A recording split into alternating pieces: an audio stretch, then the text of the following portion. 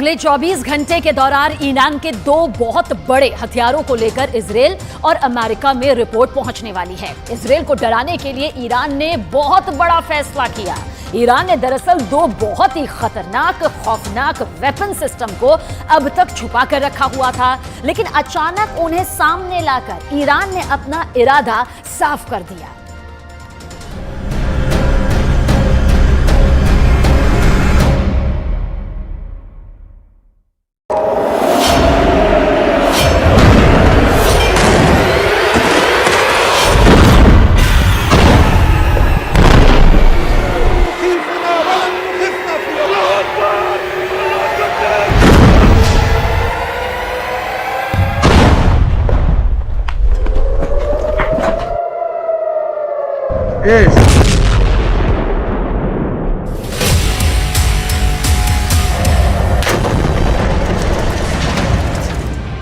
एक तरफ गाजा पर बमबारी हो रही है,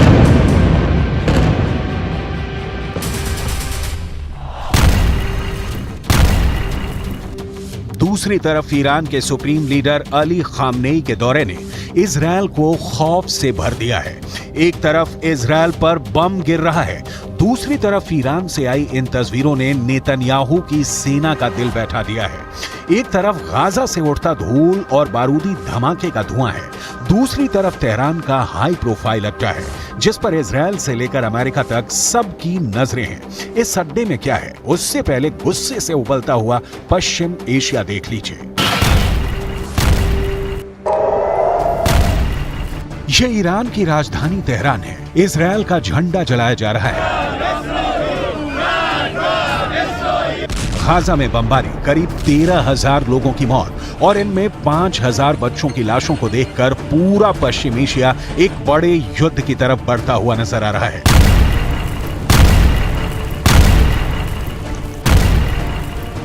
ईरान पर पब्लिक का दबाव बहुत ज्यादा है। तेहरान में रोज प्रदर्शन हो रहे हैं।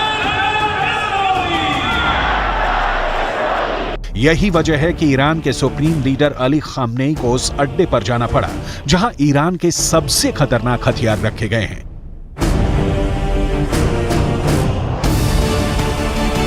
यहीं से निकली ये तस्वीर पूरी दुनिया में वायरल हो रही है। ईरान के सुप्रीम लीडर अली खामनेई के सामने है ईरान का सबसे खतरनाक ड्रोन, जिसका नाम है गाजा। इस ड्रोन को ईरान का सबसे पावरफुल लीडर क्यों देख रहा है? इस वक्त पूरी दुनिया में इसके मतलब निकाले जा रहे हैं। ईरान ने गाजा नाम का जो ड्रोन बनाया है, ये 2000 किलोमीटर के दायरे में ऑपरेट कर सकता है। ये 35 घंटे तक 350 किलोमीटर प्रति घंटे की रफ्तार से उड़ान भर सकता है। 35,000 फीट की ऊंचाई तक उड़ सकता है और सबसे खास बात कि ये 13 मिसाइल लेकर उड़ सकता है।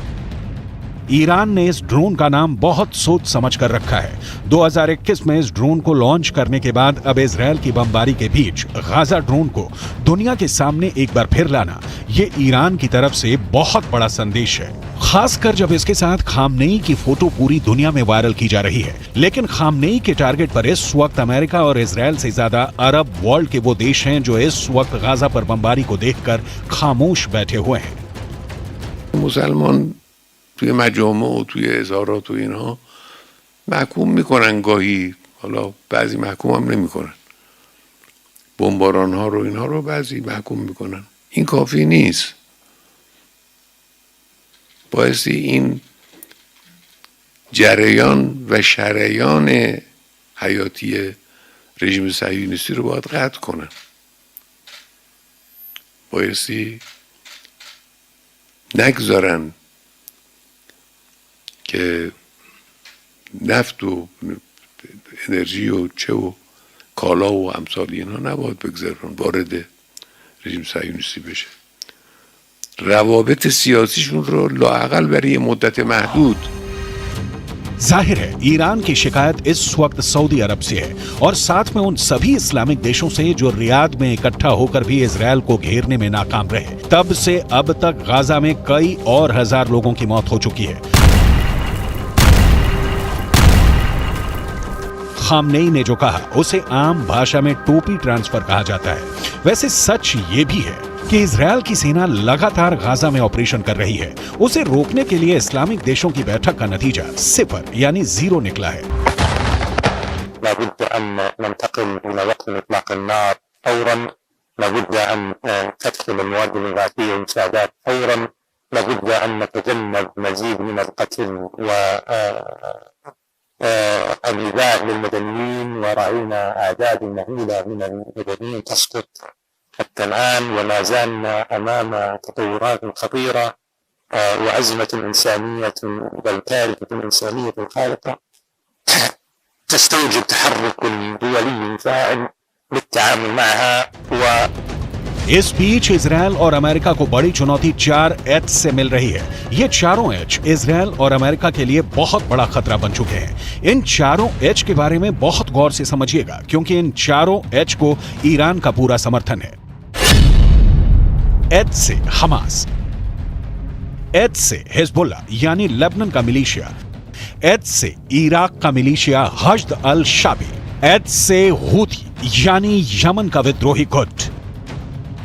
इस वक्त लेबनान और इजरायल के बॉर्डर पर ऐसा युद्ध चल रहा है कि गाजा में हो रहे हमले छोटे लगेंगे। ये इजरायल के कब्जे वाले इलाके में उसकी सेना के अड्डे की हालत है। यहां पर हिजबुल्लाह ने अपनी बुरकान मिसाइल से हमला किया। रिपोर्ट है कि हिजबुल्लाह ने इजरायल के ठिकानों पर 4 बुरकान मिसाइलें दागी और उसके बाद यहां की हालत देखिए।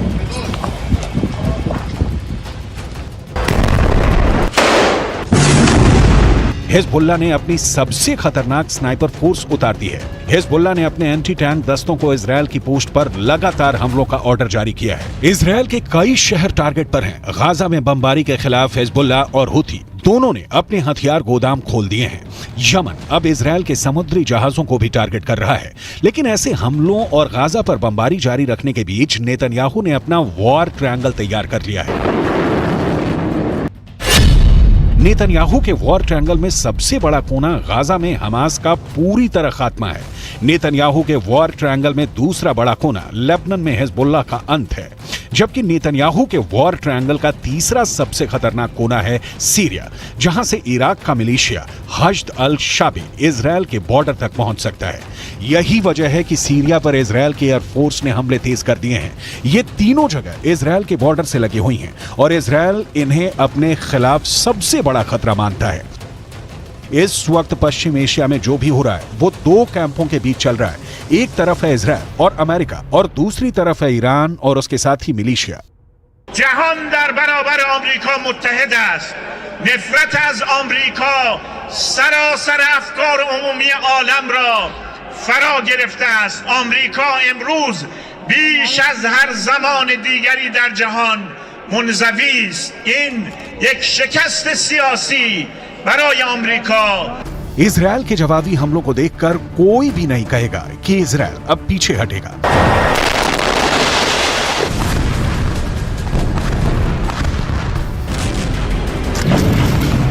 उसके रास्ते में जो आएगा इजरायल अब उसे मिटाना चाहता है, फिर चाहे वो हमास हो, हिजबुल्लाह हो, यमन हो या फिर ईरान। इजरायल का इरादा पक्का है, जो उससे टकराएगा चूर चूर हो जाएगा।